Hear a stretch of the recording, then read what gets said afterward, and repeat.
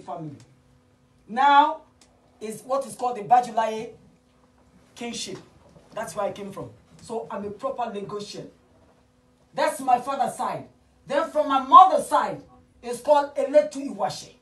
Because we all need to know our history so that these non-entities, these imbeciles, these moronic, nomadic, idiotic, useless human beings will not come into our land and start to dictate. And just in case any one of you may not know, the Fulanis are less than 10%, even 1% of who we are in Nigeria. They are less than 3 million. And population is telling us we are 200. In other words, the Fulanis, this egregious hegemony of the Fulani people are less than 1% in our country. And these idiotic people, with the help of the British, Britain, if you're hearing me, you are put on notice. You are not going to get away with it. You have gone a long time. And your useless contraption called amalgamation of 1914 is already null and void. As at yesterday, it was 7 years overdue. Any treaty more than 100 years is overdue. And you have not called us, you have not asked your stooge, the Fulanis, to come to the table. They don't want to Jojo, they want war. They haven't seen anything yet. They will know what we are made of.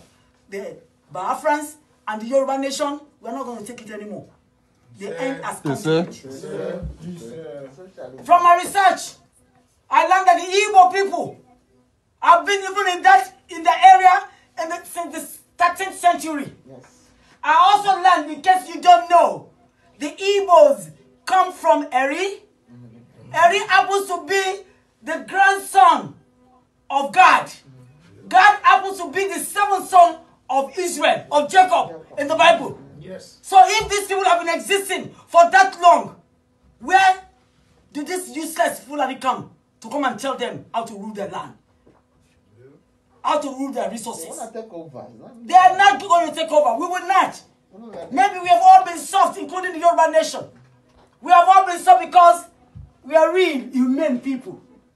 When I look at the Yoruba, because I come from them, my grandfather used to house some of these useless people called Fulanis and Hausas. We give them money, we give them food.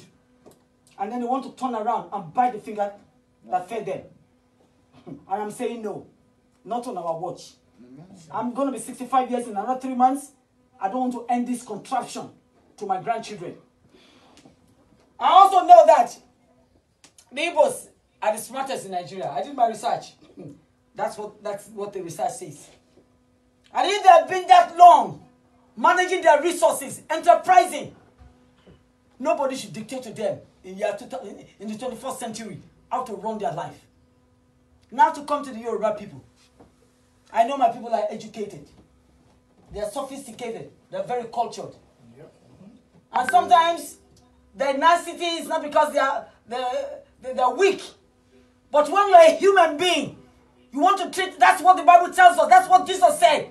He said, love the Lord thy God with all your heart, with all your soul, with all your mind, and with all your strength. And then they asked him, what is the next commandment? He said, love your neighbor as yourself. The Yorubas have been too accommodating.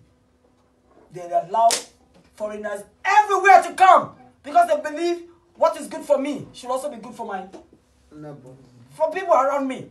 And they allow them to come. But it's a shame that right now, the Yorubas don't even have a nation. They don't have themselves. The Fulanis has override everything that they are doing. Why are we exiting? Why is there going to be a Yoruba nation exiting? Right now, as we are speaking, a master's degree holder as a Yoruba does not have a job in Nigeria. But an Hausa, a Fulani man who went to ordinary high school or elementary school or primary 2 is now a commissioner, is now a director. How? I don't know if every one of you have read George Orwell, 1984. Animal Farm. Where Animal Farm.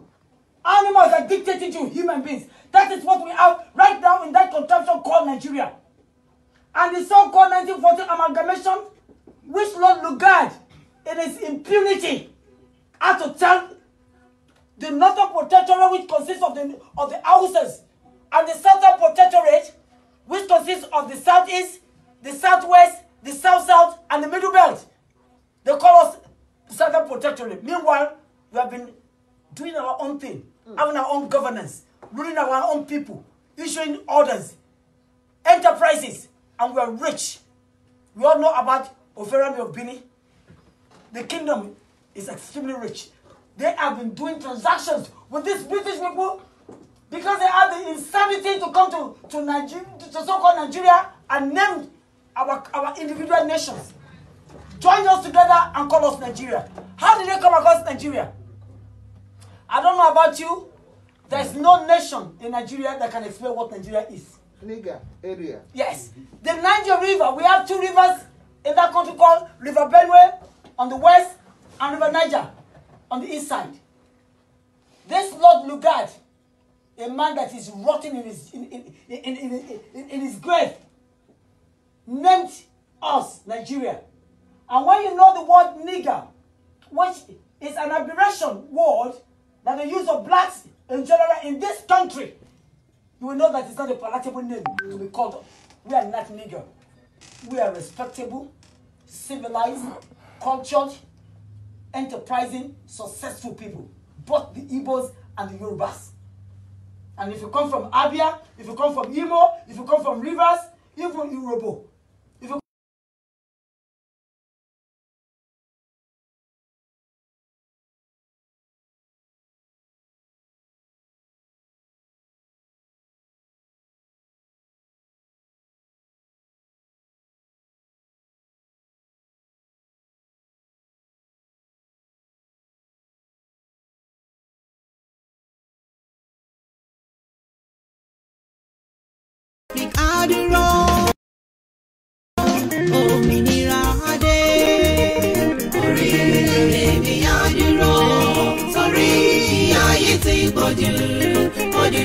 Republic adúró òmìnira adé.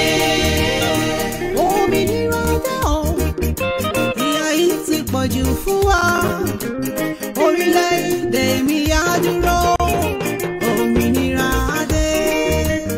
Orílẹ̀-èdè mi adúró torí ìyà yìí ti pọ̀jù. Odùduwà Republic adúró òmìnira adé. Ká fọwọ́sowọ́pọ̀ gbogbo ọmọ Yorùbá kó lè ṣe iṣẹ́. Odùduwà ó dúró Àmọ̀tẹ́kùn fìdí múlẹ̀. Ẹ jẹ́ ká fọwọ́sowọ́pọ̀ gbogbo ọmọ Yorùbá kó lè ṣe iṣẹ́. Odùduwà ó dúró Àmọ̀tẹ́kùn fìdí múlẹ̀. Orílẹ̀-èdè mi á dúró torí ìyà yìí ti pọ̀jù. Odùduwà Republic adúró òmìnira adé.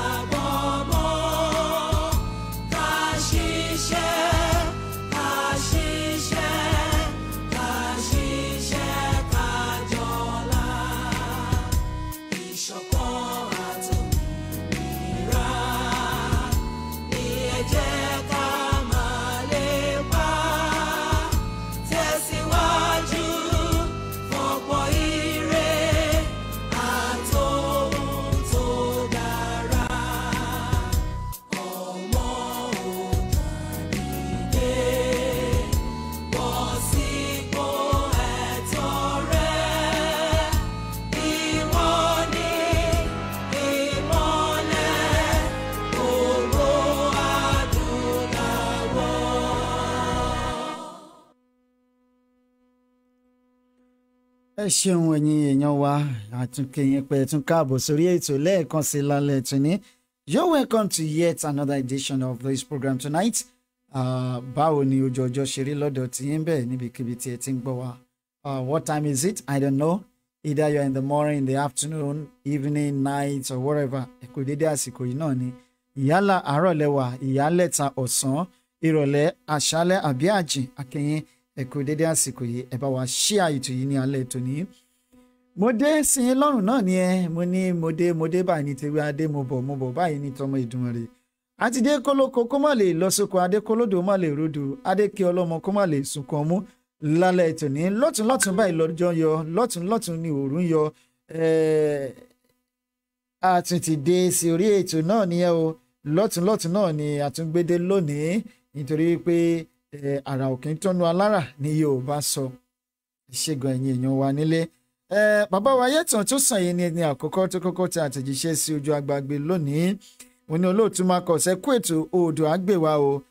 Lẹ́yìn náà ni bàbá wa Emmanuel Gerard láti orílẹ̀-èdè Spain kan lára àwọn admin Ìjìnlẹ̀ FM ni wọ́n ní ẹ bá wa kí olóòtú bàbá Marcus apèdègbàyè tilẹ̀ Turkey káàbọ̀ sórí ètò ẹ kú iṣẹ́ takuntakun. Ìyá wa Bánkọ́lé lẹ́ni ẹ̀kẹta tí wọ́n tẹ àtẹ̀jíṣẹ́ sí orí ètò lálẹ́ tòní.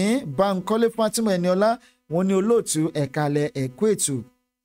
Lẹ́yìn náà ní Ìjìnlẹ̀ rédíò náà tí ní ó yá kẹ́ máa bá wa ṣe ẹ̀pin wọ́n sọ láì mọye ìgbà. Lẹ́yìn náà ni ìyá wa Oyèyẹmí Ṣọlá àwọn náà tún gbé tiwọn síta. Wọ́n ní olóòtú ẹ kú iṣẹ́ o kò ní rẹ̀ yín lágbára Ìdùmarè. Wọ́n á ní pé kàkà kó rẹ̀ mí máa mú rẹ̀ rodò máa fi wí ọ̀fẹ́ gbéra. Ìyá wa Bánkọ́lé Fatima Ẹniọlá wọ́n ní Yorùbá Nation ti dúró kì í ṣe wípé á dúró. Ìjìnlẹ̀ FM wọ́n á dá wọn lóhùn pé yes o. Wọ́n ní àmì àṣẹ ẹ ṣeun púpọ̀.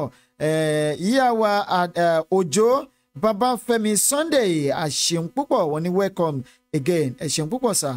Adéfúnkẹ́ Ìdòwú wọ́n ní good evening sir, happy new year sir, same to you. Joshua Akẹ́rìndé ẹ ṣeun sir wọ́n ní good evening baba, one love Yorùbá nation must stand, one love Yorùbá nation must stand ní agbára Olódùmarè àmì àṣẹ Èdùmàrè.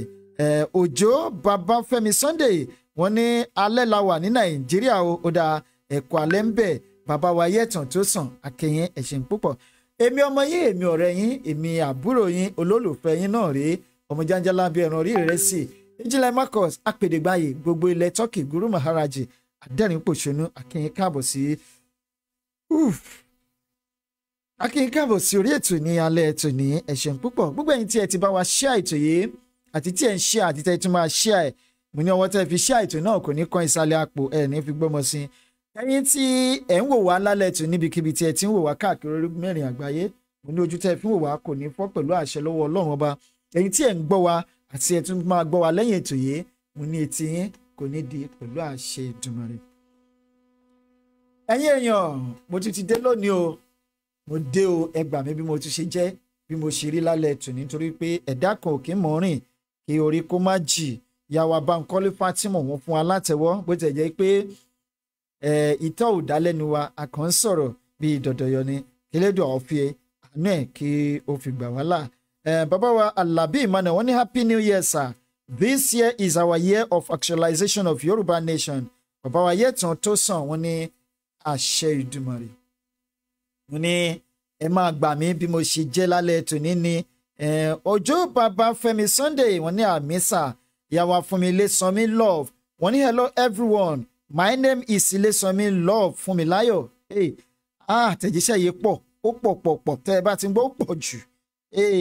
My name is Ilésànmí Love ṣé kò ń ṣe àwọn tí ẹ má tí ì jẹ́ ká tí conclude. I am of age 20. I hail from Ekiti but resides in Lagos. I want to seize this medium to seek for assistance. It's not that I just decided to constitute this nuisance, but it's all due to condition. I lost my mom last 2 years in a ghastly accident due to her thinking of how our father died since they've been taking care of my siblings all alone because I have 3 siblings. Life has been hard for us since then. I sold all we have, including the swim machine we have, in order to get an apartment and in order to feed. Please, all I am pleading for is a sewing machine so I can be able to fend for my siblings and myself. We are really suffering. God bless the hands that help in Jesus' name. Yàwá Bọ́lá Tító Adérìntọ́ wọ́n ní ẹ̀ka alẹ́ olóòtú ẹ̀kọ́ iṣẹ́ takuntakun tí ẹ̀ ń ṣe Odùduwà á gbé wa àmì àṣẹ Èdùmàrè. Yes, ó yẹ kí n sọ̀rọ̀ lórí mẹ́sẹ̀gì tí Fúnmi Ilésànmí Love tí ó fi sí ojú agbágbé. Now, let me put down her name. There is something I want to say about that tonight. Fúnmi Ilésànmí Love. Yeah, the Bible says that Olúwa fẹ́ onínú dídùn ọlọ́rẹ̀. Yeah, it is true and it's good to help. But ìyá wa Fúnmiláyọ̀ Ilésànmí, before I can grant your message, first and foremost, you need to send us your... Okay, that is very good, Baba. I am going there. Ibi tí mo ń lọ gangan nìyẹn. Ibi tí mo ń lọ gangan nìyẹn. Thank God. Ṣẹ́rí, wọ́n ní nípa ẹ̀rí ẹni méjì ni a fi ìdí òtítọ́ múlẹ̀. Wọ́n ní ọ̀rọ̀ aṣiwèrè ló máa ń tà sí ọ̀rọ̀ ọlọ́gbọ́n kò kí ń yàtọ̀. Wọ́n ní where do you stay in Lagos State and how much for the sewing machine and won't you sell if we buy another for you? No. Baba wa Yetan, kò tí ì dé stage yẹn. This is what we're going to do. And this is our the first ministerial job that we are going to do tonight. First and foremost, we need to have her address.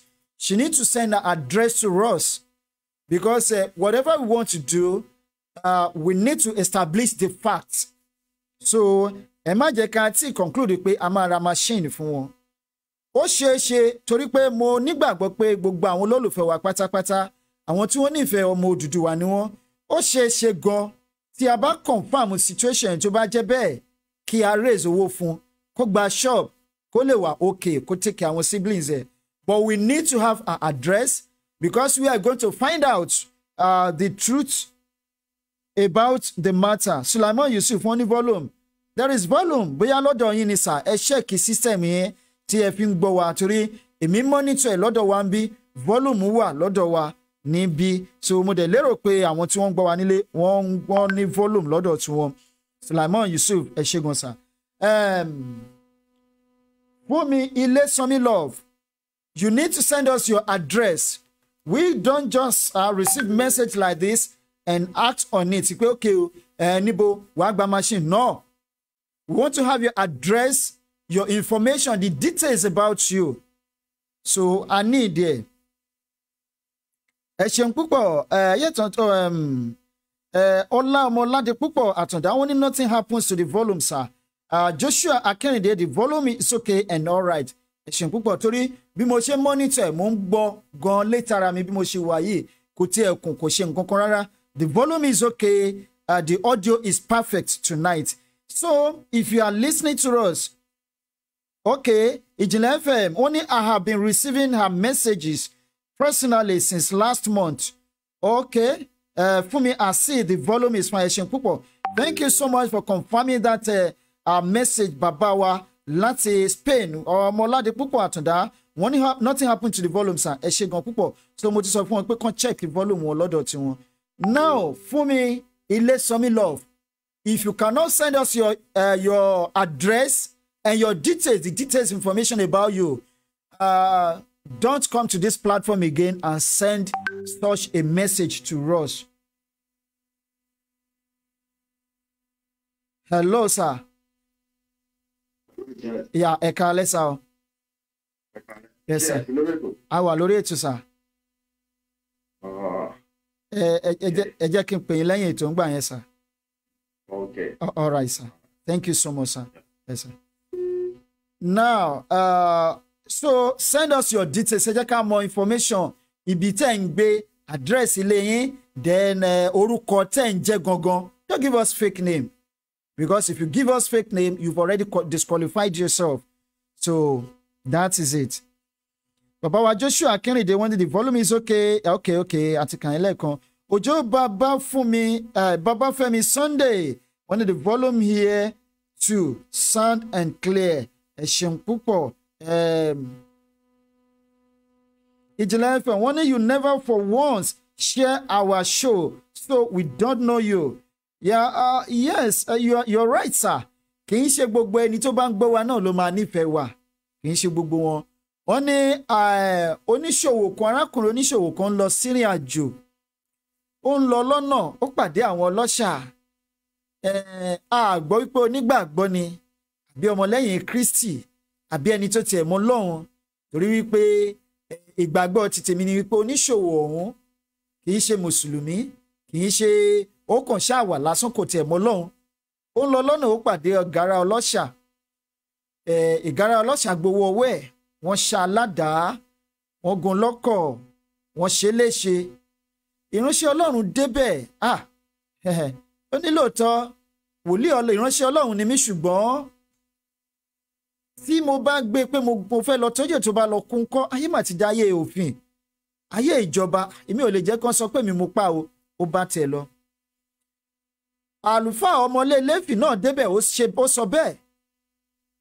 Èèyàn tí ò tiẹ̀ mọ̀ Ọlọ́run rárá, òun ló wá débẹ̀ tó ní ẹ wo bọ́n ṣe ṣọmọ ènìyàn lọ́gbẹ́, ẹ wo bọ́n ṣe ṣọmọ ènìyàn léṣe. Ló bá gbé lọ sílé ìwòsàn, ó fún dókítà lówó, ẹ bá mi tọ́jú ẹ̀, ẹ bá mi ṣe dáadáa. Òun náà ń lọ sí ìrìn àjò ni, ó gbọ̀nà ìrìn àjò ẹ̀ lọ. Ìgbà tó wá ń darí bọ̀ tó yà nílé ìwòsàn, ó rí wípé ara arákùnrin ọ̀hún ó ti dá. Ẹ jẹ́ káwọn èèyàn sin Ọlọ́run lára wa, ṣùgbọ́n kìkìdá ohun tí a fẹ́ ṣe ni wípé don't give us wrong information. Ọ̀dọ́ kò ń ṣe charity organization la gbélé kalẹ̀ fún, yet charity organization náà ni. Torí wípé à ń jà fún ẹ̀tọ́ ilẹ̀ Odùduwà ni. Ṣùgbọ́n kì í ṣe ẹni tó ní apá tó lẹ́sẹ̀ tó lòun ò jẹun sùn. Kí ni ìgbésẹ̀ tó ti gbé lórí ọ̀rọ̀ Odùduwà tá à ń jà yé? Nonetheless, we are going to do our best. We don't have the money, but I know that we have our people. Bó jẹ́ tọrọ, bó jẹ́ kọ́bọ̀. Ẹni tó bá ní lọ́kàn láti ṣe, but until we know, we find out the truth about her details. But without that, we don't welcome such a message here. Ìyá wa Fúnmi Àsì, wọ́n ní ẹ̀ka àṣẹ́sà, Adélékè Ganiat tó ní ẹ̀ka alẹ́ olóòtú, Sulaiman Yusuf, volume is okay, thanks. Ẹ ṣé gan ni. Adélékè Ganiat wọ́n ní ẹ kú iṣẹ́ takuntakun, wọ́n ní Odùduwà gbè wá o. Damitech Aluminium, Damilola Anilopo, wọ́n ní the volume is much okay. Thank you so much, Mr. Damitech Aluminium. Ojú tí ẹ fi ń wò wá kò ní fọ́, bẹ́ẹ̀ náà ni etí tí ẹ fi ń gbọ́ wá kò ní dì. Ẹ ṣeun púpọ̀. Ṣẹ́rí, mo sọ ọ̀rọ̀ kan ní àná, lára àwọn ọ̀rọ̀ tí mo sọ, tí mo bá ṣèrántí dáadáa, tí mo sọ wípé this year is going to be a new year, new dimension, new ideology, new strategy that might take towards the achievement of Oduduwa liberation from Nigeria. Because we know that Nigeria is an expired country. It's an expired country. Yes, let me quickly show you this video. This a picture. As long as the amalgamation house, look at the face of amalgamation house. So as long as Tobari Baye, this is to tell you that even the Nigeria itself has expired. So we need to end the country now. This is another view of the amalgamation house. That is not where I'm going anyway. Inú mi dùn nígbà tí mo bá rí àwọn kan tí wọn ò dá sí wa lọ́dún tó kọjá. Tí wọ́n join hands now, tí wọ́n fight tooth and nail to make sure that the Oduduwa nation and Biafra nation gain their freedom from location 419 location confusion. Because Yoruba nation is a nation in white robe, clean white, tó gbé ògo dání. ògo tí kò lákàwé, ògo ọlọ́jọ́ gbọrọgbọ, ògo tó máa lọ títí ayérayé. But it's quite unfortunate wípé orílẹ̀-èdè Nàìjíríà ó ti ta àbùkù bá orílẹ̀-èdè ó ti ta àbùkù bá orílẹ̀-èdè Odùduwà.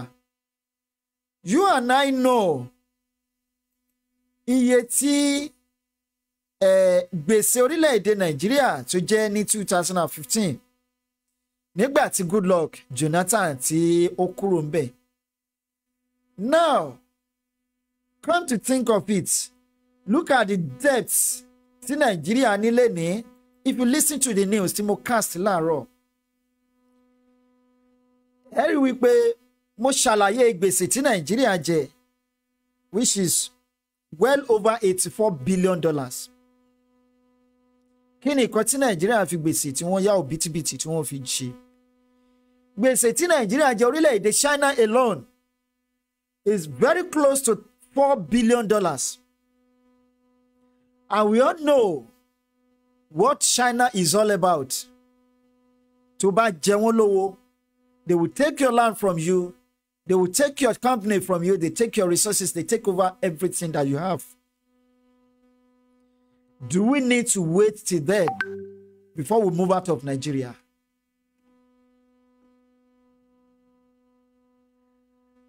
Hello, ma.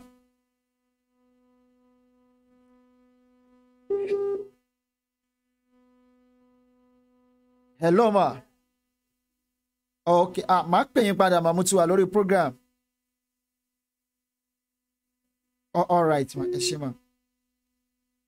Now, if you look at the articles, or can I say the news tó wà lójú agbágbé, if you look at the summary, the Debt Management Office, DMO, said on Thursday last week that Nigerian public debt hit a total of 32.2 trillion naira, which is $84.57 billion, approximately $85 billion. At the end of September last year. At the end of September last year. And within the September last year, within October last year and this year, $23 billions tí orílẹ̀-èdè Nàìjíríà tí wọ́n ti yá káàkiri. Wọ́n yá owó títí, wọ́n lọ sọ́dọ̀ Brazil, wọ́n lọ yá owó ní Brazil. Now, this is where I'm going. There is no good road in the country, no pipe-borne water in the country, no electricity in the country. Yet, one increase the tariff of electricity every now and then. Every now and then, they want increase the tariff. Hello? Hello. Yes, my Kalema. Yes, ma. Bẹ́ẹ̀ ni ma.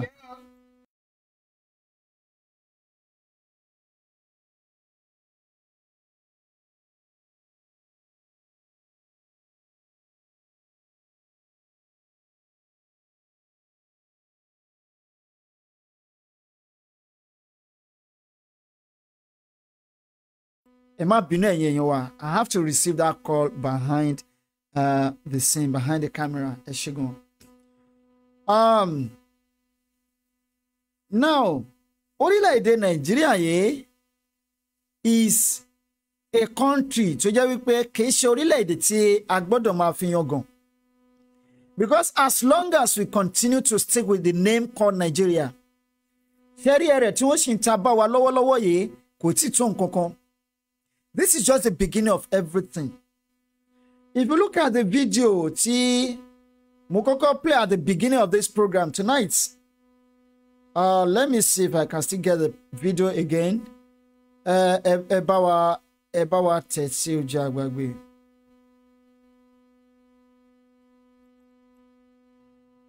Sorry.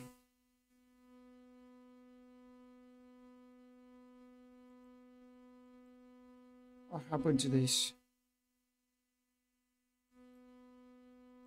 I'm sorry. Let me try to get the video again.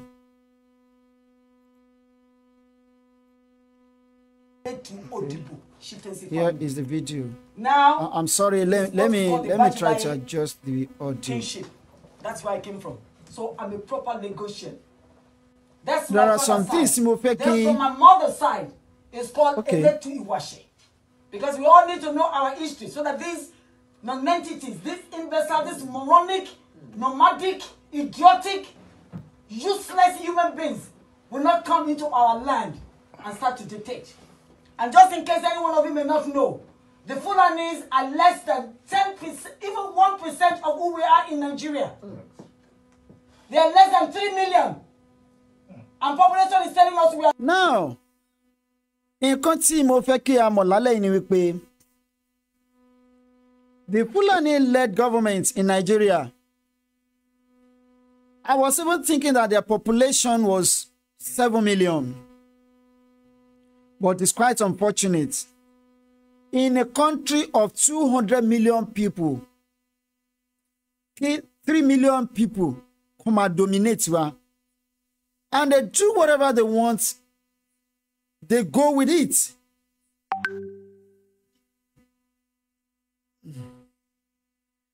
They do whatever they want. They commit, they perpetrate evil in the country and they go scot-free.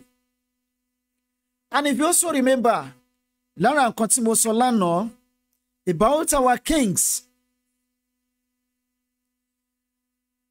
according to what I have today, someone said only most of the cows, some of the cows belong to the kings. Yes, a mọ̀ pé àwọn ọba kan ní màálù nílẹ̀ Yorùbá. Ṣùgbọ́n mo fẹ́ kí àwọn ọba tí wọ́n ní màálù yìí, for example, according to someone, wọ́n ní Ìgbòho pé firstborn ọba àná nílùú Ìgbòho ó ní màálù tó dẹ̀ ń da tó máa ń dà lọ sóko kó fáwọn Fúlàní táwọn Fúlàní máa kó lọ sóko láti lọ jẹ oko àwọn ẹni ẹlẹ́ni. Now do we mean in that country? Níkẹ́ni tó bá máa ní màálù má ní màálù. Ẹni tó bá fẹ́ ṣe poultry farmer ní kó má ṣe. Why don't we have ranches? And this is what they perform in the Western world. Lè rìnrìn nínú abúlé or anywhere in abroad. Kó wá rí ibi tí wọ́n ti ń da màálù kọjá nínú oko olóko. Lè rí kó da màálù láàrin ìgboro. It's not possible. But in that country, that lawless country, which we need to destroy now, before it completely and successfully destroy our future. Because wọ́n ti ń tamper pẹ̀lú ọjọ́ iwájú wa. Wọ́n ti ń tamper pẹ̀lú ọjọ́ iwájú wa. Àwọn dẹ̀ ti ń ba ọjọ́ iwájú wa jẹ́. I am so happy when I stumble on this video today. Because someone like this woman, an outspoken, vocal, go to Jade, and this video, I learned a lot of lessons there. One, we need to unite with the Biafran people. We need to come together as one with the Biafrans. Let's fight this war together, this battle together, because everybody is getting tired about the country. So wherever you are, if you have an Igbo man as your neighbor, call him. Take him out for lunch or dinner. Talk together. He can give you an idea. You also can give an idea. Just contribute your own idea. You can start from there, from that your environment, from your vicinity. We need to fight these people to finish.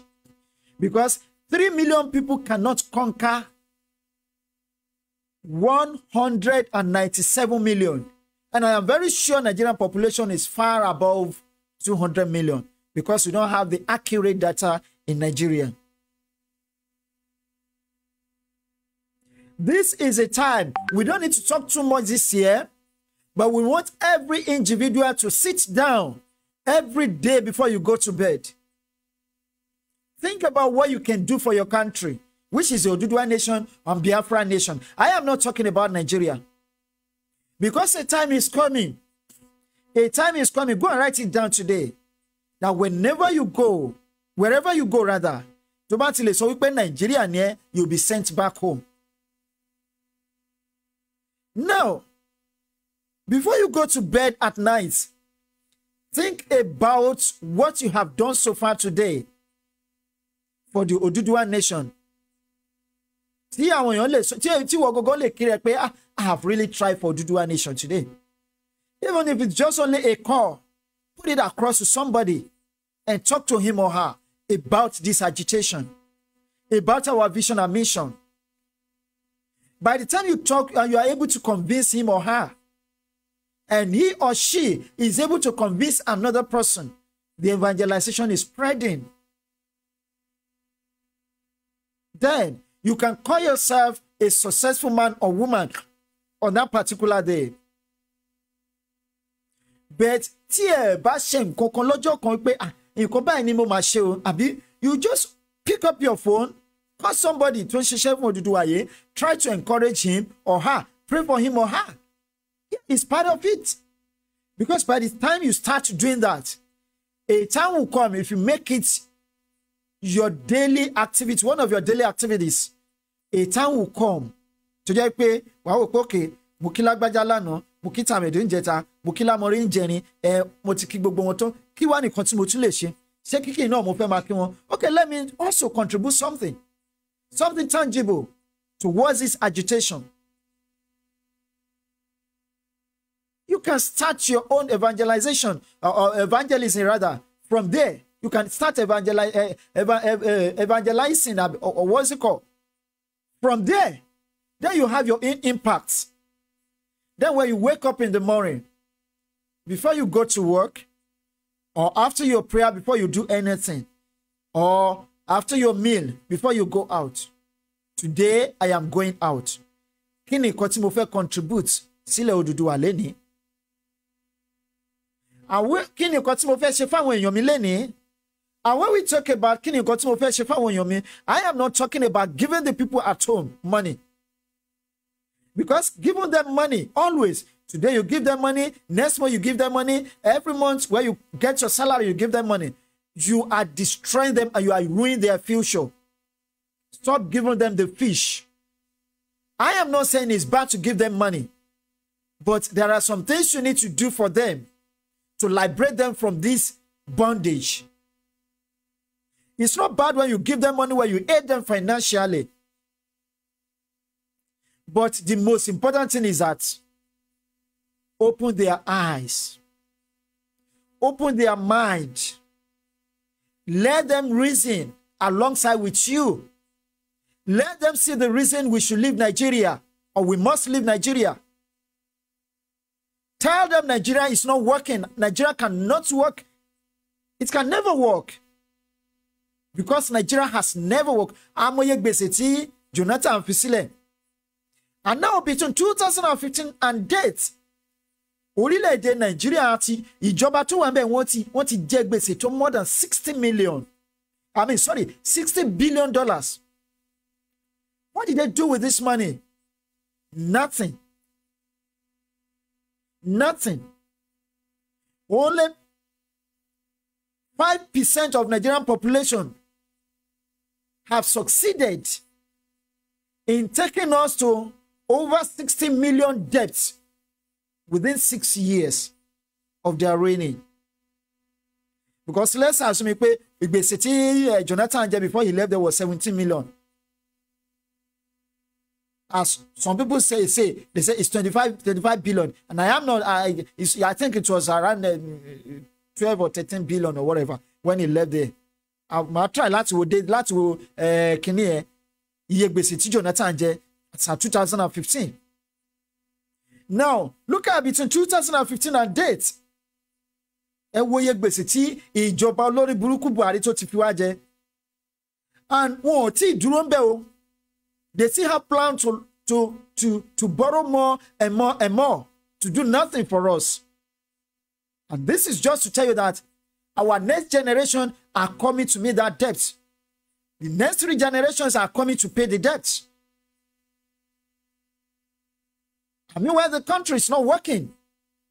So that is the reason, major reason, we need to leave Nigeria now. You've not been alive in 1960. You've not been here in 1940s. You've not been here in early 70s, in 80s, or whatever. Ayélujára àwọn òyìnbó ti sayédèrú. Go to the internet or move closer to the people that are here then. Then nígbà yẹn wọ́n pariwo pé ìlú le, ìlú ò fararọ, ìlú ò ṣe kinní kan. But ask them, kí ni nǹkan tó ń ṣẹlẹ̀ nígbà yẹn compared to what is going on now? Nǹkan tí bàbá Awólọ́wọ̀ á ṣe between 1955 and 1959, just only 10 million pounds. This amalgamation of a thing, we miss it all. When our fathers allowed Nigeria to be amalgamated, the northern and the southern part of the country to be amalgamated in 1914. And the greatest misconduct táwọn olórí wa tí wọ́n lajú wọn sílẹ̀ tó ṣe ń gbà yẹn was the dissolution of regional system of government that took place in 1966. Here we are today. And if we should continue this way, I am afraid in the next 100 years, bondage itama wagon. In fact, these people are even ready to kill everybody. They are ready to kill everybody to take over your land. Teba bawa bere program leni pẹ̀lú video tí mo ń play tó wà background yẹn. You will hear a lot from this woman. And this is the kind of woman we need in that country.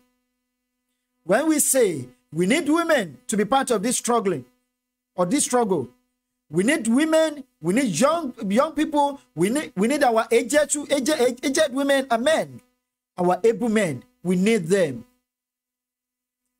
We don't need multitude because God doesn't work with multitude anyway. But at least, Nilo and Wenyo Akikonju like this woman who can stand out anytime, any day to say whatever he or she stands for. What is the essence of hiding yourself? All in the name you don't want someone to recognize your face. You don't want to be blacklisted. You don't want people to be after your life, this and that. You don't want to die. But remember one day, monkey go market, he not go return back. A day is coming when you and I will leave this world. This is our year. I have an assurance that we are taking back our land. So, and I also want to advise us tonight, please don't let us rely on the UK government because they are not ready to do anything. Torí pé àwọn gogo ni wọ́n fún àwọn Fúlàní lọ́pọlọ nǹkan tí wọ́n máa lò. Yet our people also are part of it, most especially our politicians. Because ibi tí wọ́n ti ń jẹ nìyẹn, but omi máa tó gbóná láìpẹ́ ó máa yé ìpèrè. Ìyá wa Bánkọ́lé Fatima Enola, thank you. Timileyin Raji, hello my people, please kindly help me with any amount. I lost my job due to, please stop this. Please, is it Mr. or Mrs. Timileyin Raji? Don't send us such a message here again. Please. Please. Please, kindly help me with any amount. I lost my job due to the virus outbreak. Now, I have nothing to eat and I wanted to buy foodstuffs. Getting another job seems to be a very hard task. I am doing this out of frustration. Please help me. God bless you. You have money to buy call credit. You have money to buy data, to watch program on internet, but you don't have money to feed yourself. Kini kò tí yẹ kókókó ṣáájú náà. Kí ló yẹ kó jẹ́ recourse in your life? Is it food or data? So we don't welcome such a message here. Please, Mr. What's it called? Timileyin Raji, please stop that. Oluwadare Stella, one true talk. Adeyinka Ogini, one Fulani are close to 20 million, if not more. That is why they can spread all over. They are not up to that, sir. They are not up to that. I dispute that. The new Fulanis that are coming into the country now are not the real Fulanis in Nigeria. I have a video here. I'm going to play the video. I'll make sure I get the video. I lay hands on the video tomorrow. I will play it here. One of their leaders in the northern part of the country was being interviewed one day. So they are inviting the Fulanis from outside the country to come and settle down in the country, in Nigeria. So the real Fulanis in Nigeria are not up to 7 million. But I thought initially, their population in Nigeria is 7 million. But they are not up to 20 million. Where did you get that from? The new Fulanis that are just coming in now, some of them are from Mauritania, some of them are from Guinea, some of them are from Burkina Faso, some are from Niger, some are from Mali. And if you talk to them, most of them don't speak English. They don't understand English.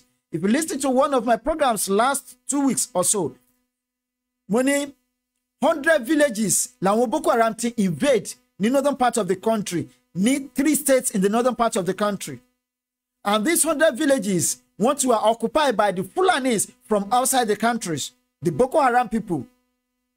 The people that went there, they said when they got there, they spoke the Nigerian Fulani to them, they couldn't respond, because they don't understand our own Fulanis. The Nigerian Fulanis, sorry, I beg your pardon. And they spoke English to them, they couldn't reply them, because they don't speak English. Until they are also French, so the Fulani, the population of Fulani in Nigeria is not up to that. Never.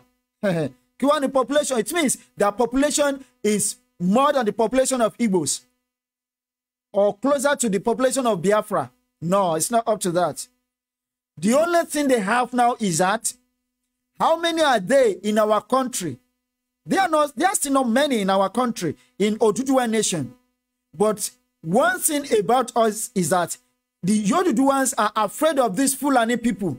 Why? Because they think they have the backup of from the government. So that is why the Yorubas are afraid of them. Timo Sowipe is not supposed to be so.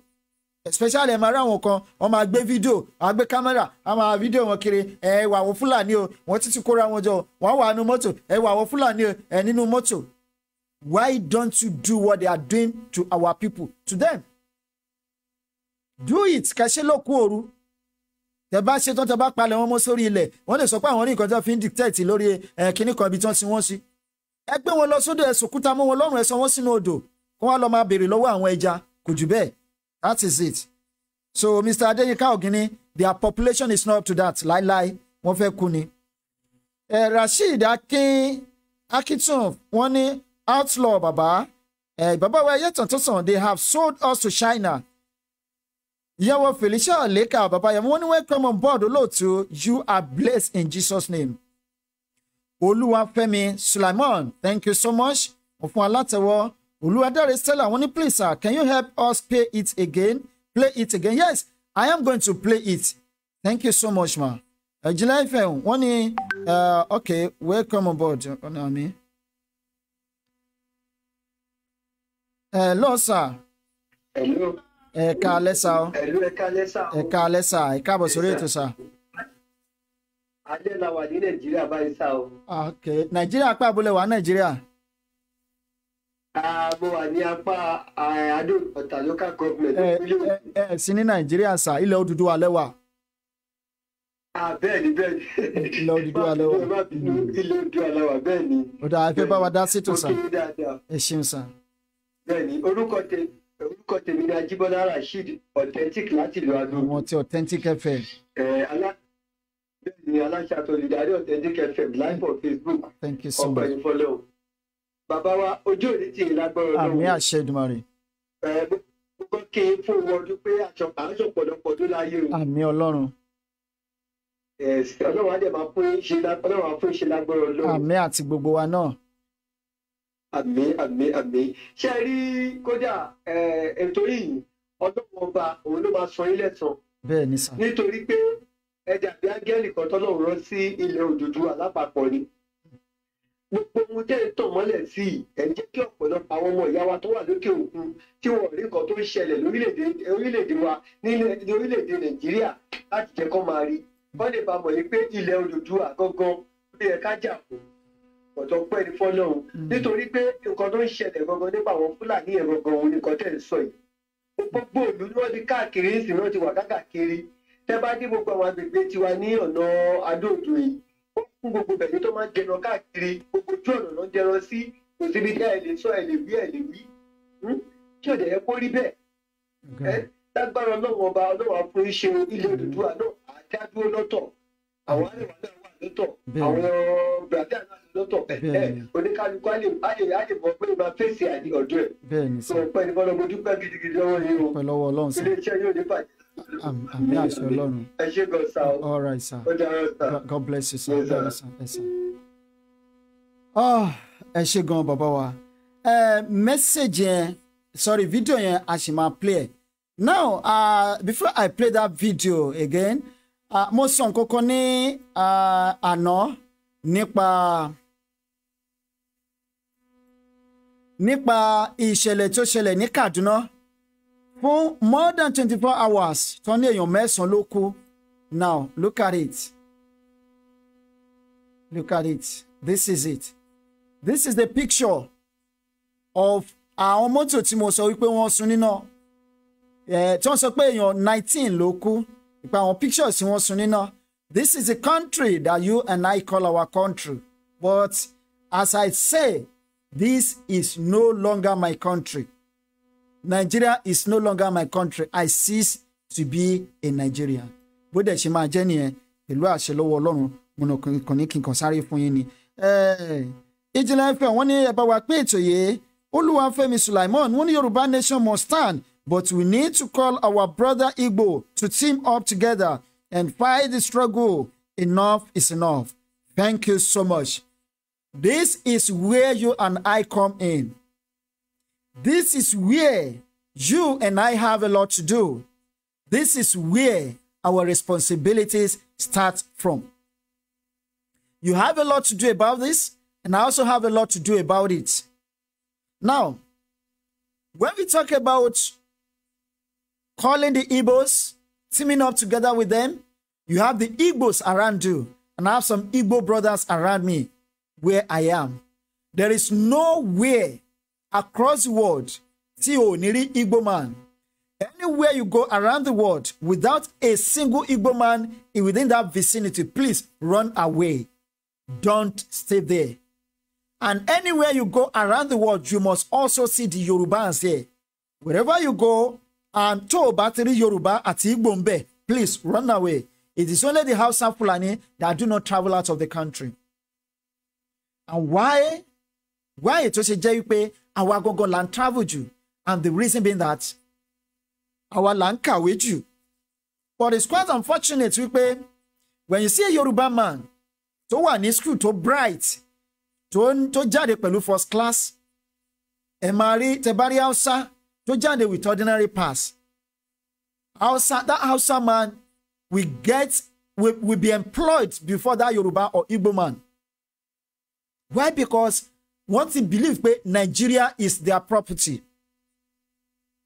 Tó bá tún wá ṣèṣì tí Yorùbá yẹn or Igbo yẹn tó bá wà fortunate to get iṣẹ́ níbi that same iṣẹ́ ó máa wà lọ́dà Fúlàní Hausa Fúlàní tó ní pass jáde ni. You see àwọn Hausa Fúlàní tí wọn ò ká secondary school wá di directors everywhere across the country. And not everybody can endure and cope with what is going on in the country. That is why you see many Yorubas and many Igbos tí wọ́n sáré kúrò Nigeria to seek for greener pastures. So anywhere you go, anywhere to Bawa, you will see Igbos and the Yorubas. You can talk to any Igbo man, talk to any Yoruba man. How do we go about this thing? What do we do? So bring your own idea. Let me bring my own idea. Let's come together as one and fight this battle. We know we are not going together. We are going to have the Biafra Republic and Oduduwa Nation. So we are not going to come together as a country, but we want to fight this battle together as an entity. By so doing, we will succeed and finish the Hausa Fulani. So if you still have the belief that the population of Hausa Fulani in Nigeria is up to 20 million, that's a typical lie.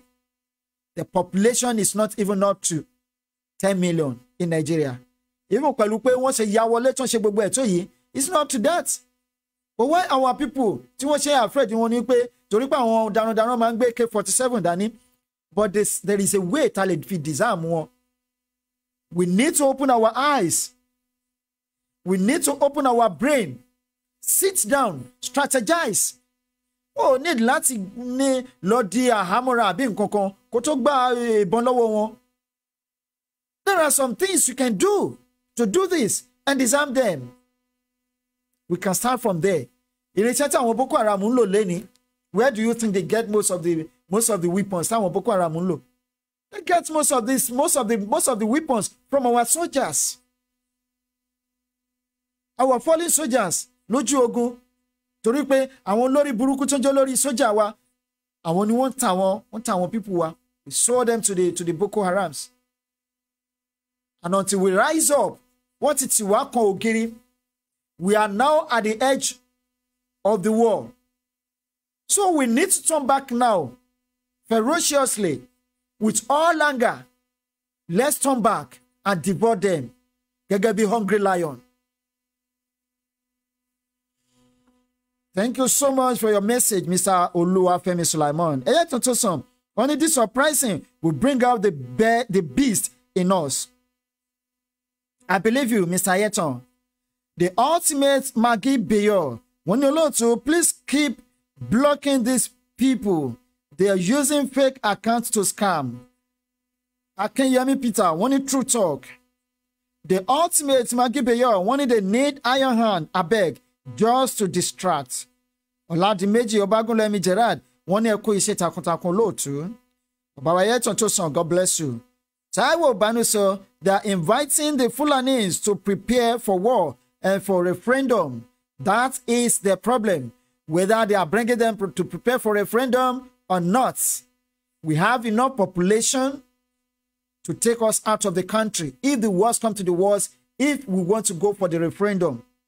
But one thing I am advising you is that anytime you see Fulani around you, try to eliminate them. We don't want them. Destroy their shelters. And I also want to seize this opportunity to tell you the landlords and the landladies in Yoruba land. Tí ẹ máa ń gba àwọn Fulani sílé. Tẹ́ ẹ bá ṣọ́ra, àwọn èèyàn máa fi ń ṣe scapegoat very soon. Because you cannot continue to harbor these people, our enemies, in your house. Because they have done their worst in our country, in our land. They have perpetrated enough evil. So we cannot continue to put our arms and keep watching them. So if you have any Fulani man in your house now, send them out. Because we don't want them anymore in our land. And yet, so when you go talk a lot to Omo Odua, ẹ má ṣe ojo. For me, he lets me love. When I stay along Badagry Expressway, sir. The machine is 57,800 naira, sir. I am sorry, Mrs. Fumi Ilesomi Love. We need your authentic address. We don't need the price of the machine because nobody is going to send a dime to you.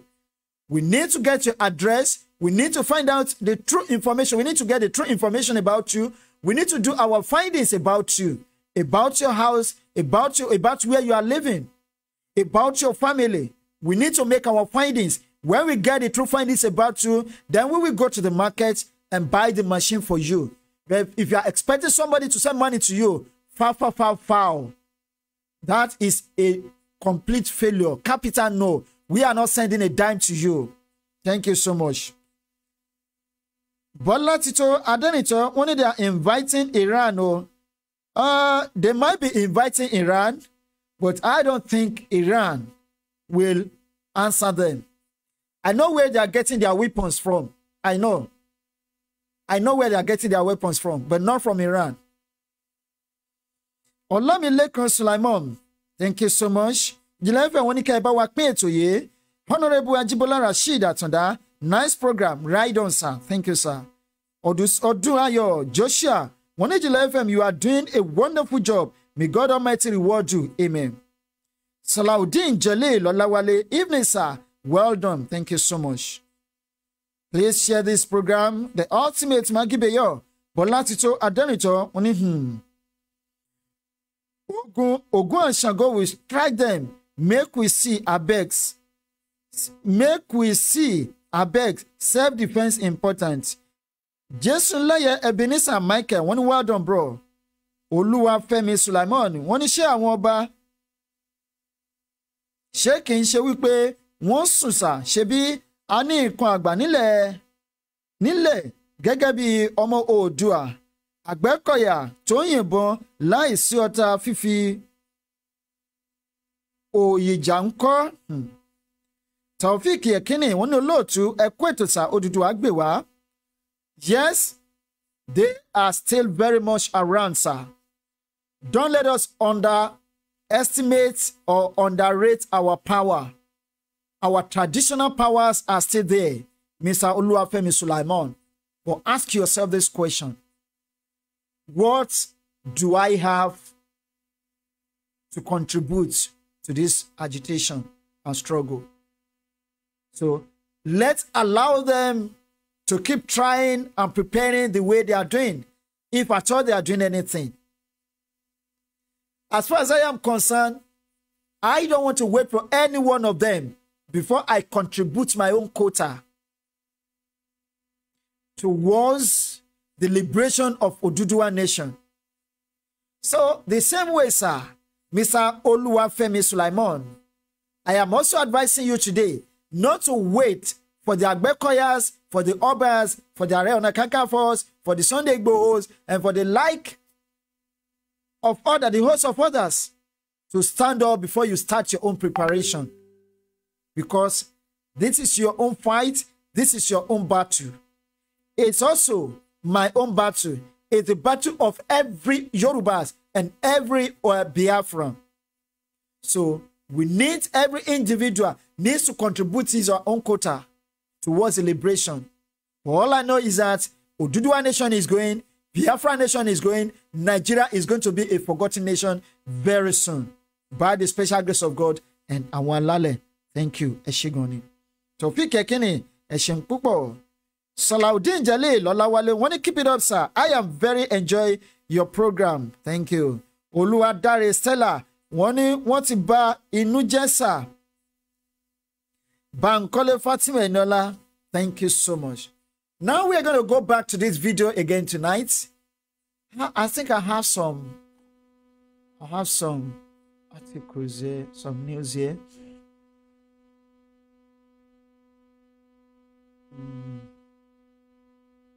Okay. Gẹ́gẹ́ bí nǹkan tí mo sọ lẹ́ẹ̀kan. This is it in the caption. Yeah. This is Nigeria's debt to China hit $3.121 billion. And this news was released on the 5th of January 2021.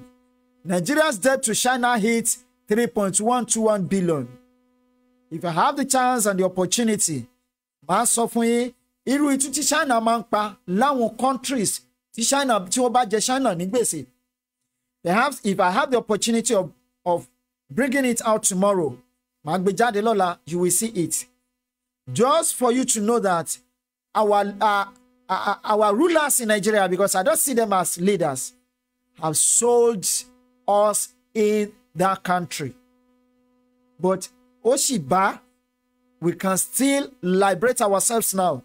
Tabatiti acts. Although I know we are going, whether they like it or not, I know we are moving out of the country. I know we are moving out of the country, whether the Fulanis of this world like it or not. Kọ́pọ̀ jù bẹ́ẹ̀ lọ. Iwájú ni wọ́n fi rìn wọlé, ẹ̀yìn ló máa fi rìn padà.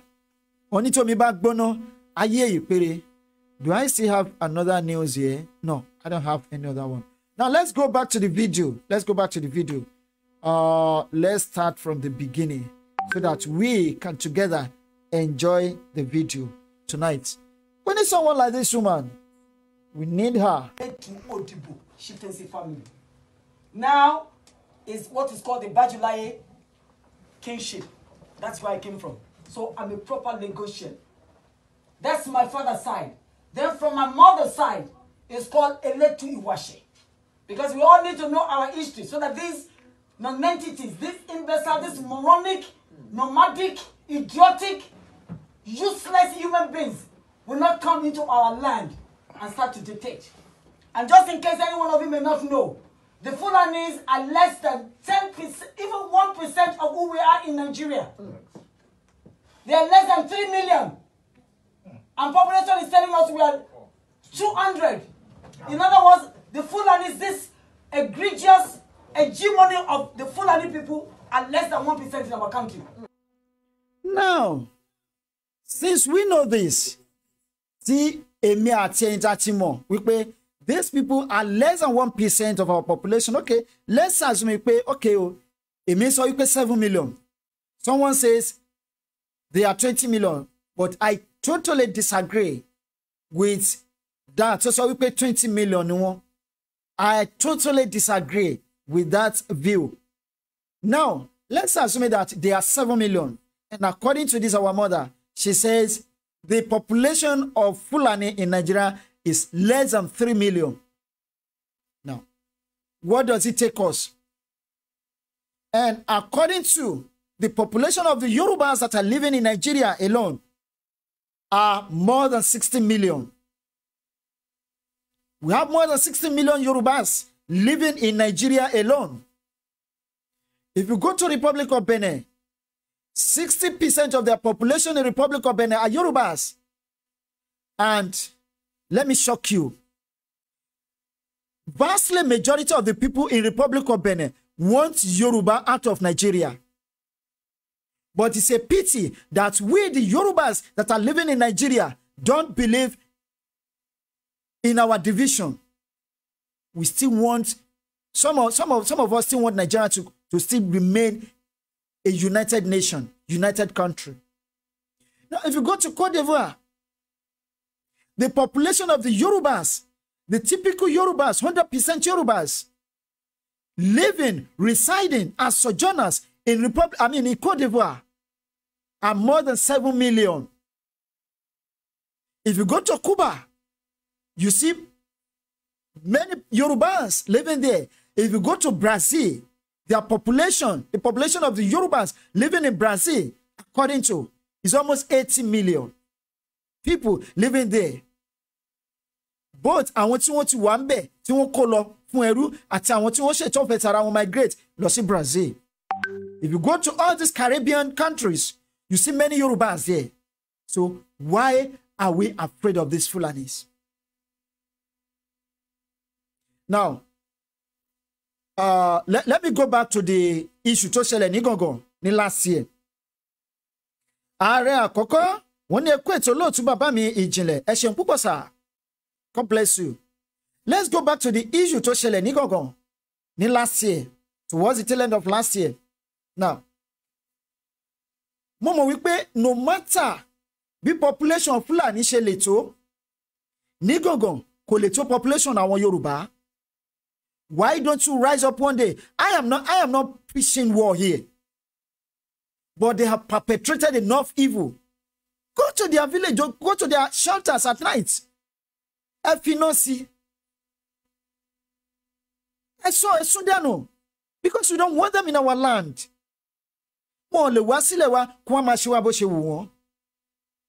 There are so many things that we can do to free ourselves from these people.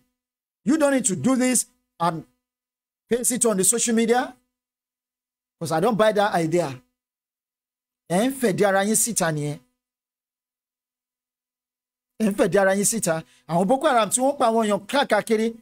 want to see any video or any evidence, at the end of the day, they will claim the responsibility. wípé àwọn làwọn ṣe. But why? Tó ṣe jẹ́ pé a máa mú Fúlàní lọ́dọ̀ wa, a máa lọ hand wọn over fọlọ́pàá. You doing yourself. You are not doing yourself any good. You're not doing yourself any good. So please, they are not as many as we are.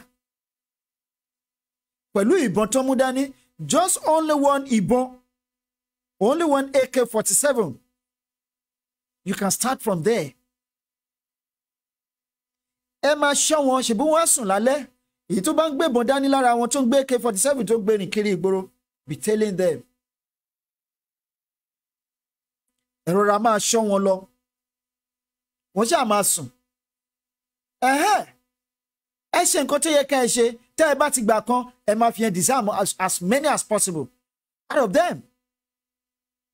That is, if we don't want them in our land. So we don't need to just sit down and ask him, kí ni nǹkan tá a fẹ́ ṣe? Àwọn lágbájá ńkọ́, ìgbésẹ̀ wo làwọn tàmẹ̀dù ń gbé? Ask yourself, ìgbésẹ̀ wo gangan lèmi fẹ́ gbé? Bí mo ṣe máa ń sọ, not every one of us ló máa dìde kó òun fẹ́ gbé bò òun fẹ́ jà, but there are so many ways tẹ́yìn náà lè fi dìde láti ja ìjà yìí. Tẹ́ ẹ bá fẹ́ kí anybody identify yín, kó recognize yín as one of the people tó ń jà fún freedom wa, you can be fighting on the ground. Recognize and identify the people that are ready to fight. You can support them with whatever you have. With your contact, with your connection, with your idea, with your power. Now I keep saying this every day. And I'm ready to keep repeating it as many times as possible.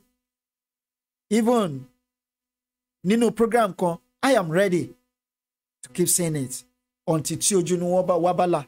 Wherever you are, whether you are in America, you are in Canada, you are in UK, you are in Russia, you are in Iran, you are in Iraq, anywhere, you are in Libya, let Yoruba nation feel your impact. Let Yoruba nation contribute at least one single thing, even if it is micro. Try to contribute it towards the liberation of Oduduwa nation and Biafra nation. So that we can move out of that country now this year, because we don't want this year to go by. Nigeria. Because Nigeria is a fucked up country. Nigeria is an animal farm. Nigeria is zoo where less educated people, illiterates, will be leading the professors. Where a professor will be a subordinate under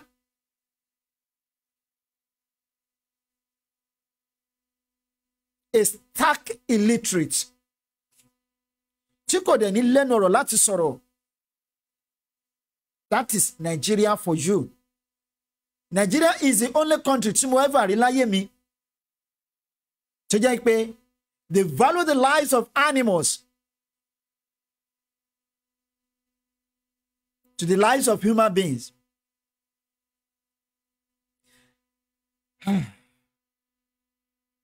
Bàbá wa rẹ̀ àkọ́kọ́, wọ́n ní bàbá mi, ẹ máa tún gbọ́ nǹkan tó máa ṣẹlẹ̀ sí wọn nílẹ̀ Yorùbá. Yes, I am very sure about that. I am sure. But we need to eradicate them once and for all. No going back. We're going to the promised land this year, but I want us to prove Babangida and the rest of the leaders of Fulanis, the Yerima Shetima of this world, talkative. I want them to prove them wrong, to take them by storm. We are not cowards. The Yorubas are not cowards. But we strategize when the needs be. We try to strategize before we go into war. This one is only going to be an exception because we are ready to fight and win it. Because our land belongs to us. It doesn't belong to Yorubas and the Fulanis. And if you are still fond of selling your land and your properties to the Fulanis or any foreigner in Yoruba land, keep it up. Because your land is going to become our property after taking our land back. And if you are from Fulani, or you are from the northern part of the country, you still believe you have any property in Yoruba land, you are deceiving yourself. Because very soon, we are taking our land from you. Because that land belongs to us, it doesn't belong to you. And we are going to take it whether you like it or not, whether you have the whole weapons of this world. We are going to fight like Fidel Castro in Nigeria. We are going to fight like those 5 Americans that liberated America from the hands of British government. We are going to fight and fight and fight until we win the battle, because the land belongs to us. It's either you live or you die in our land. Teba kusilewa okunyin ko ma je manure. A je manure lásán fún àwọn oko wa. Ilẹ̀ wa tún fi fertilize ni. Bóyá àwọn ẹran àwọn oko wa tẹ́ ti jẹ ńgbà yẹn, bóyá your blood is what we are going to use láti fi jí àwọn èrè oko tẹ́ ti jí yẹn, láti fi jí wọn padà. So Adeleke Kasim, wọ́n ní sir, Happy New Year, more grace to your elbow. We shall get there. We're already there. Nothing can stop Yoruba nation. Nothing can stop Biafra nation. Nothing can stop the function of Nigeria, disintegration of Nigeria. Let's continue with the video, please. And these idiotic people, with the help of the British, Britain, if you're hearing me, you are put on notice. You are not going to get away with it. You have got a long time. And your useless contraption called amalgamation of 1914 is already null and void. No. Tebawo, one of the videos Simoshini last year, what is happening in Nigeria now? And what has been happening in Nigeria? Kò sí èyí tó ṣẹ̀yìn British government nínú ẹ̀. Now, let me tell us one truth today. See, most of our people, especially àwọn tó wà nílé, tí wọn mọ̀, ni wípé ẹ mọ̀ wípé ìran ọmọ aládé wọn kì í gbà fúnra wọn kì í tẹríba fúnra wọn. So that is why I don't blame Yorubas. Tẹ́bá sọ pé ní Yorùbá òkú ní Yorùbá òkú. Because God really wired us in such a unique way, in a different manner. Débi wípé ọmọ aládé ni wá. So you hardly see Yoruba man bowing down to another man or to serve another man, because we believe that we are all princes and princesses. So ego yẹn wà lára wa wípé ọmọ aládé ni wá. Now, for the fact wípé àwọn bàbá wa bẹ́ẹ̀ wípé wọ́n ṣe mistake, wọ́n sign pact pẹ̀lú United Kingdom, British government. It was a gross mistake. Tí wọ́n ṣe láyé wọn. Let's push that aside. Now, this British government, wọ́n mọ̀ wípé tí Yorùbá bá dá dúró, àbí tó bá gbé power fún Yorùbá ní 1960, wípé Nigeria ò lè ever tẹríba fún àwọn láyéláyé. And they know that the Fulanis, the Hausas and Fulanis, are the mumus of this world, because instrument our British government ni wọ́n. That is why tí wọ́n ṣe gbé power fún wọn tí gbogbo wa mọ̀ kò ń ṣe àhesọ ọ̀rọ̀ mọ́. Now, wọ́n mọ̀ wípé we want to go, although they have seen the light that we are going to live one day. Gbogbo àwọn strategy táwọn Fúlàní ń lò, ṣé mọ̀ pé àwọn ni wọ́n train ní SARS. Our British government, àwọn ni wọ́n train SARS, tí wọ́n provide equipment fún wọn, tí wọ́n sponsor wọn. Àwọn náà, wọ́n dẹ̀ mọ̀ wípé these people were perpetrating evil, killing innocent people along the streets in broad daylight. Now, for us to be taking our case to them, it just amounts at òǹgbé case ẹ lọ sọ́wọ́ ọ̀tá, òǹgbé case ẹ lọ sọ́wọ́ ọ̀dọ̀ ọ̀rẹ́ ọ̀tá ẹ. I don't see British government as our saviors. because àwọn ni wọ́n gbé wa sínú problem tá a wà yìí and until táwa bá já ara wa gbà lọ́wọ́ wọn we will be going nowhere. So don't let us carry British or British government be ẹ ṣe ń carry wọn. They don't want it. They don't want it at all. Because problem ta nílé ní àwọn gogogo ni wọ́n cause problem yẹn fún wa. How can you can imagine how can a whole president, the president of a whole country like Nigeria, tí kò ní school sat result? How do you expect such a country to get its own bearing? Or to get her bearing? Èèyàn tí ò jáde secondary school kó wá ní kó máa rule a whole country like Nigeria, ẹ wá fi professor ẹ fi ṣe subordinate àgbálẹ́gbẹ̀ẹ́. Ibi tí British government wọ́n lead wa dé nìyẹn. And to my own surprise, àwọn ọmọ àlè Yorùbá kan náà wọ́n sì ń tẹ̀lé wọn lẹ́yìn bíi gọ̀gọ̀lúgọ̀.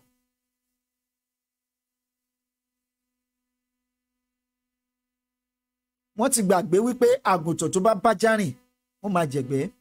Show me your friend and I will tell you who you are. So no wonder those our leaders in the southern part of the country, in Biafra land and in Yoruba land, behave like Adamu. Do you know what Adamu means? Adamu ni ẹran tí àwọn Muslim máa ń pa nígbà tó máa fẹ́ ṣe súná ọmọ, tó máa fẹ́ sọ wọ́n lórúkọ. Ẹ má bínú torí Ọlọ́run. Ẹ mọ̀ pé tó bá mú un lọ síbi tó ń fẹ́ pa wọ́n. Wọ́n ní àgbo sọ wípé kàkà kó ń ké òun á kú. Wọ́n máa tẹ̀lé wọn máa wò yín lọ báyìí tó máa fi dù. That's exactly the way they behave. We don't care. Nípa society tí wọ́n bá wà, wọn ò bá wà nínú igba ẹgbẹ́ ó lé kan. Kán lọ bèrè. Ṣebí wọn tí practice it openly. King Pharaoh practice his own openly. Aaron ju ọ̀pá ọwọ́ ẹ̀ sílẹ̀. Àwọn tí Pharaoh wọ́n sọ ọ̀pá ọwọ́ tí wọ́n sílẹ̀ méjèèjì dejò. Àwọn ò tí bẹ̀rẹ̀ sí practice gbogbo yẹn in public. So, and at the end of the day, look at what happened to Pharaoh. The same thing is going to happen to them. I don't care whether they are the leaders in Yoruba land, the politician, whoever, or in the Biafra nation.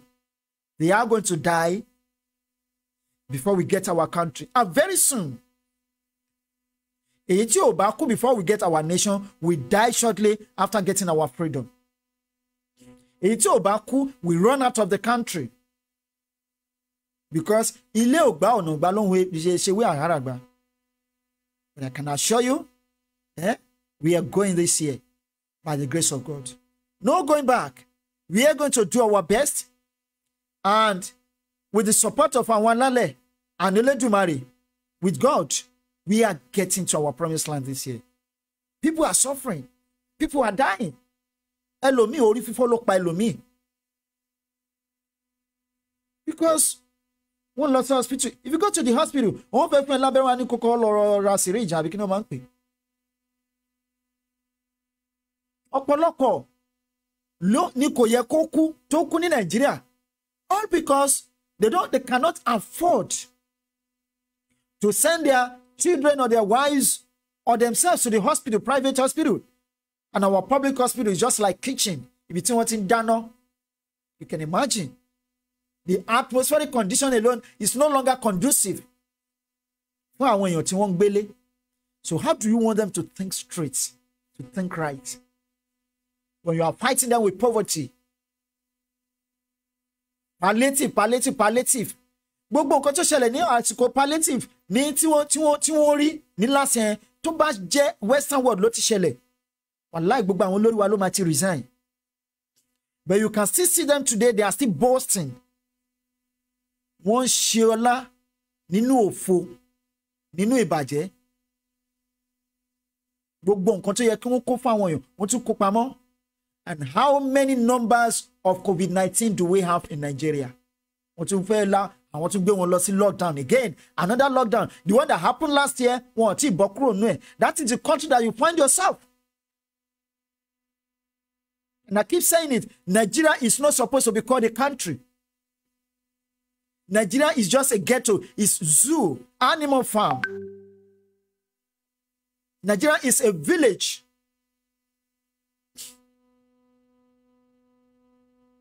And until you and I tàbá dìde wípé kí ni ohun tí èmi fẹ́ ṣe, not kí ni ohun tí àwọn fẹ́ ṣe fún ilẹ̀ wa. Ọjọ́ tí gbogbo wa bá ti lè sọ bẹ́ẹ̀, kémi jókòó kí n sọ pé kí ni nǹkan tí mo fẹ́ ṣe, tí mo fẹ́ contribute sílẹ̀ Odùduwà. Tẹ́yìn tẹ́ ń wò mí nílé, tẹ́yìn náà bá lè jókòó tẹ́ bá sọ pé kí ni ohun tí èmi fẹ́ ṣe fúnlẹ̀ Odùduwà. On that day, we are on our way out of Nigeria. Ọjọ́ tí a bá ti lè jókòó, tá bá ronú wípé, do we have problem in this land? Yes, we have problems. That same day, we are going to identify our problem. Tá bá dẹ̀ ti lè identify our problem, we are definitely going to get a solution to the problem. Some of us have identified our problem in the country, which is in the Yoruba land and the Biafra nation. We've known the solution to the problem, the way out. Why many know that they are suffering, but they are still afraid to fight for their rights. Wọ́n ní èmi ò lè wá kú kí n joyè lé bàbá ẹ̀. Títa ríro là ń kọlà tó bá jiná àdògè. Let's continue with this video because mo ti kọjá àyè mi lálẹ́ yìí because it's almost 1 a.m. As at yesterday, it was 7 years overdue. Any treaty more than 100 years is overdue.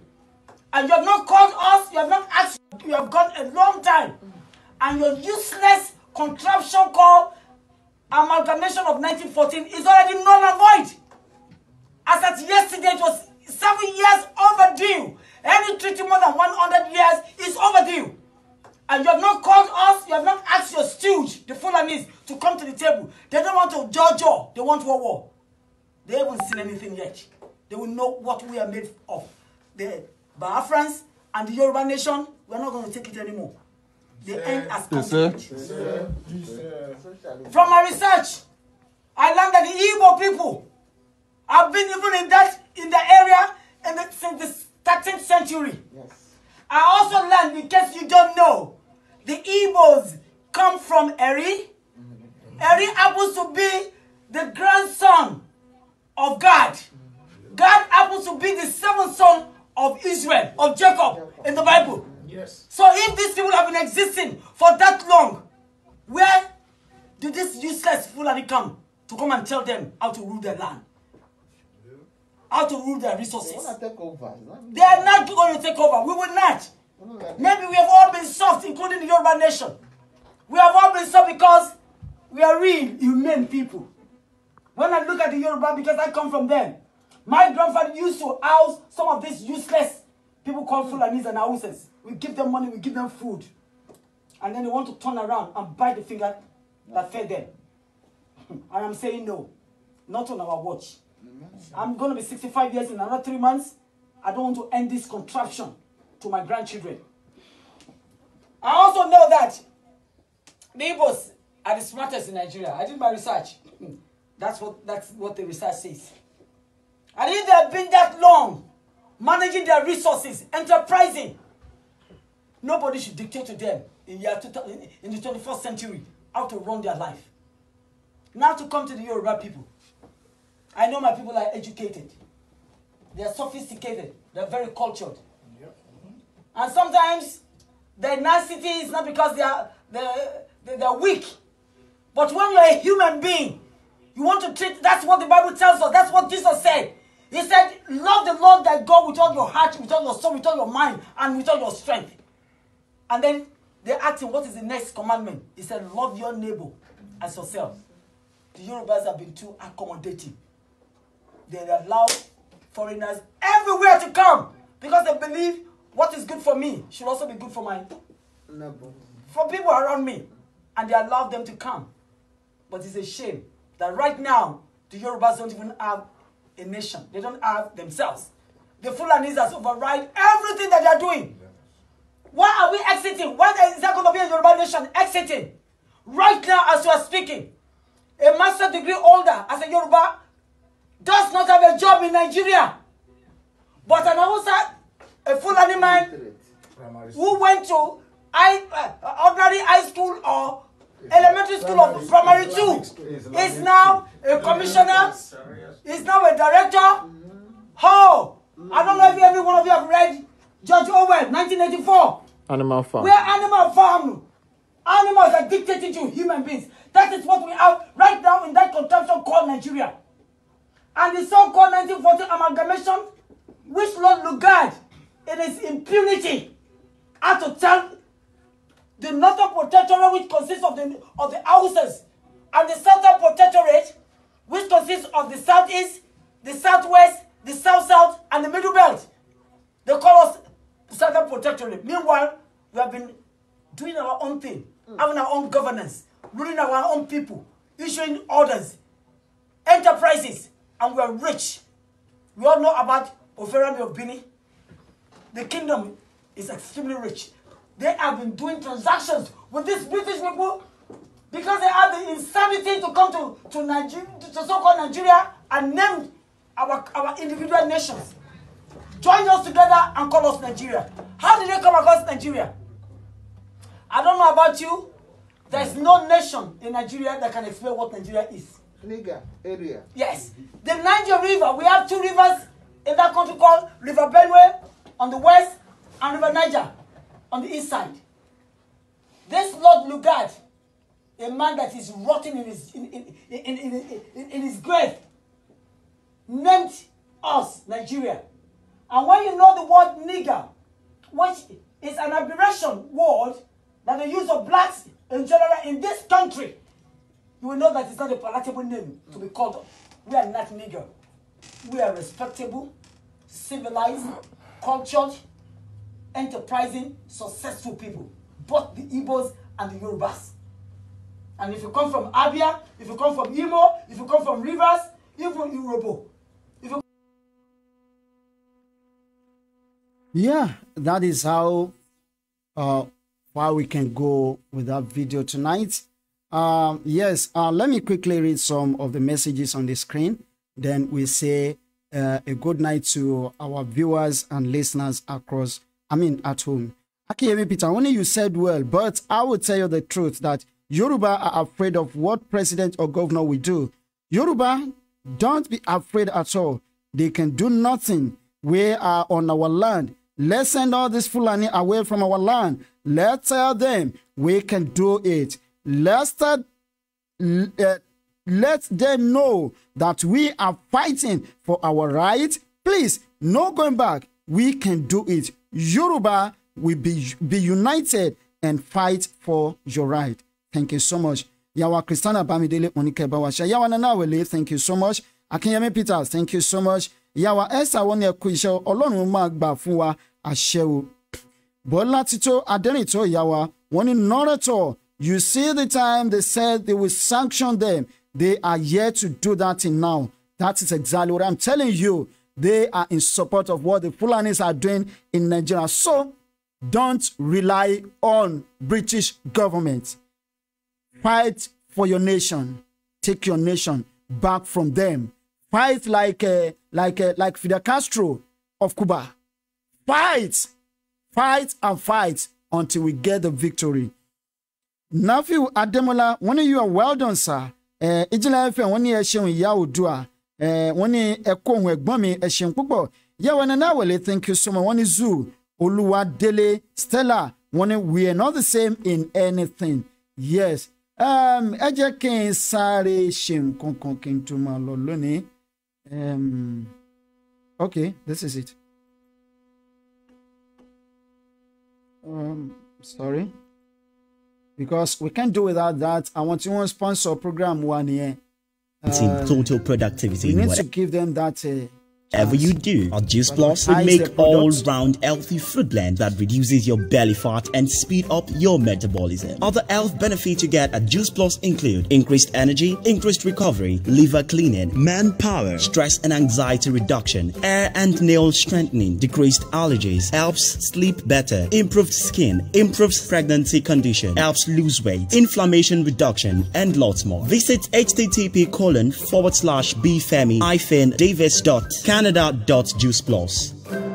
Juice Plus, health for all good. Thank you so much. We really appreciate you. May God continue to bless your company.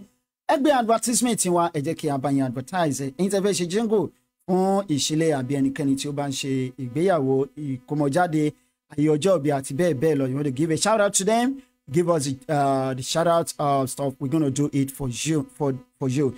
Then if you're looking for an artist, okay. Now before I go, please. Àwọn ilẹ̀ tí a ti ń kéde láti ẹbí ọjọ́ mẹ́ta ó sì wà nílẹ̀ lóòótọ́ wọ́n ti make àwọn inquiries láwọn ọlọ́kan òjọ̀kan lórí àwọn ilẹ̀ tí àti àwọn property tí ó wà nílẹ̀. Àwọn ilẹ̀ kan wà ní Parliament Estate ní Bank of School of Nursing l'Ákúrẹ́, ní Alágbàká Estate ní ìlú Àkúrẹ́. 2 plots of land ló wà ń bẹ̀. Wọ́n ti kọ́ ìkan Delinted 3-bedroom flat. The other one wọ́n ti ṣe foundation ẹ̀. Ó wà ní market èyí tí ẹ bá fẹ́ rà á ẹ kàn sí wa lẹ́yìn ètò. A plot of land ó wà ní Ọjọ́ Road nílùú Ìbàdàn. Ìbàdàn Olúyọ̀lé ẹ̀yin ẹ kàn sí wa tí ẹ bá fẹ́ ra ilẹ̀. Ilẹ̀ yìí ó ní àgbẹ́kẹ̀lé, kò sí ọmọ onílẹ̀ tó máa yọ ní lẹ́nu tí ẹ bá ra ilẹ̀ náà. Ilé kan wà ní Ìyànà Ìyẹ́sí nípínlẹ̀ Ògùn behind the Winner Chapel. Ó ti develop, wọ́n fẹ́ǹsì ẹ̀, ó ní gate and everything, wọ́n dẹ̀ ti parí ilé náà. Nínú orí plot of land yìí 3-bedroom flat tí wọ́n ti complete, wọ́n ti kún, wọ́n ti ṣẹ́rin gẹ́gẹ́, wọ́n ti finance, wọ́n ti ṣe everything. Ó wà lórí ilẹ̀ yìí with another 3 self-contained on this same plot of land. If you are interested in it, please call us for this property. Then there is an acre of land at Aton, Sokoto Road, Aton in Ogun State. I think about 3 or 4 kilometers away from Winner's Chapel in Ogun State, Aton. So call us if you are interested in this 1 acre of land. Or dry land, as in plain ground, slopey. It's very, very okay. Not close to river, so you don't have problem buying the land. So the properties here, 2 plots of land at Parliament Estate behind the School of Nursing, Akure at Alagbaka Estate, Akure. Wọ́n ti kọ́ kan Delinted kejì, wọ́n ti ṣe foundation. So if you are interested, please call us on +90 536 734 1665. Then the same thing, the one that is in Ọjọ́ Road, Ìbàdàn. Ìyẹn wọn tí kọ́lé sórí ẹ̀ rárá, it's a virgin land. And if you are interested, please let us know. Èyí tó wà ní Ìyànà Ìyẹ́sí behind the Winner Chapel, the Living Faith Church, Winner Chapel, Ọ̀tà. That one is a complete building. Wọ́n ti parí ẹ̀, wọ́n ti ṣe every completed building. Wọ́n ti parí ẹ̀, wọ́n ti ṣe everything. Wọ́n ti paint, wọ́n ti ṣe gbogbo nǹkan. It has gate, it has fence, it has everything. 3-bedroom flat with 3 bungalow. 3 self-contained. It's on the plot of land. Please contact us after this program. Then an acre of land. Please contact us if you are interested in it. So àníri jù báyìí lọ lónìí ẹ̀yin èèyàn wa. Tẹ́ bá fẹ́ rajà ní ilẹ̀ Turkey, ẹ kàn sí Divine Amas ní orílẹ̀-èdè Turkey. Ní orí Facebook, ẹ kàn sí wọn ní Divine Amas. Let me call their phone number for you. You can call them. Bóyá ẹ fẹ́ ránṣẹ́, ẹ fẹ́ ra bàtà. You don't need to waste your time looking for visa, buying tickets and all that. So you don't need that. Just contact them on their WhatsApp number +90 537 866 1667. Once again, +90 537 866 1667. Ẹ̀yin tí ẹ fẹ́ ya àwòrán, bóyá ọkọ yín ṣe ọjọ́ ìbí àbí pásítọ̀ yín ó fẹ́ ṣe ayẹyẹ or whatever, àbí ọmọ yín ṣègbéyàwó, ẹ fẹ́ fi portrait tí ó make sense, ẹ fẹ́ fi yẹ wọn sí, ẹ fẹ́ fún as present, ẹ kàn sí èmi. It's my job. I am an artist. Nǹkan tí mo study ní Yaba Tech nìyẹn. Ọlọ́run kan sọ wípé a sì máa padà sọ̀rọ̀ lórí atẹ́gùn náà ni. Síbẹ̀ iṣẹ́ wa ni. We do it day and night. We don't sleep at night. We keep painting. We keep doing all sort of things, sculpture, ceramics, and all that, textile painting and all that. That's our job. Contact us on our phone number +90 536 734 1665. Ẹ máa follow YouTube channel wa Ìjìnlẹ̀ Radio àti gbogbo àwọn social media handle wa tó kù. Ẹ ṣeun gan ni. God bless you. Oluwadare Stella, one of my brother, I can't wait. I am happy that you say we are going this year 2021. I can't wait. Alimi Ismaka Ola, one in Nigeria is a zoo. Yawa Christiana Bamidele, one is share. Adeleke Kazi, one Olotu, we will get our Odua nation this year 2021 in the name of God. Amen. Salaudin Jele Lolawale, when we are going this year 2021, Odua nation, rise up. Xliii, one in Nigeria has no meaning. For me, I see. Thank you so much. Xliii, one God bless you, Yaudua. Gafar Enola, one Kuishesa, unique be glorified. Ominirawa, Uniye, Aogba, Balogo Lonu, Oba, Yawa Felicia, Oleka Babayemi, one word on Olotu, may God continue to strengthen and bless you. Amen. Here we come to the end of the program tonight. And Yawale, Dupelo, Peba, share programming. Orúkọ tèmi ò tí yí padà, èmi lọmọ yín, ọ̀rẹ́ yín, àbúrò yín, olólùfẹ́ yín, Ìjìnlẹ̀ Marcus lórílẹ̀-èdè Turkey. Tẹ́ ẹ bá pè mí ní apèdègbàyè gbogbo ilẹ̀ Turkey. Kan lára àwọn orúkọ táwọn olólùfẹ́ wa ń pè wá ní ẹ pé apèdègbàyè gbogbo ilẹ̀ Turkey. Àwọn kan á ní Guru Maharaj Adẹ́rìn-Pòṣónú, àwọn kan á tún wá ṣùṣùṣù, wọ́n á ní Mr. Sport. Ẹ jẹ́ ká máa lọ lónìí, onílẹ̀ Odùduwà, a máa fi kásẹ̀ tó ńlẹ̀. Ó dàárọ̀.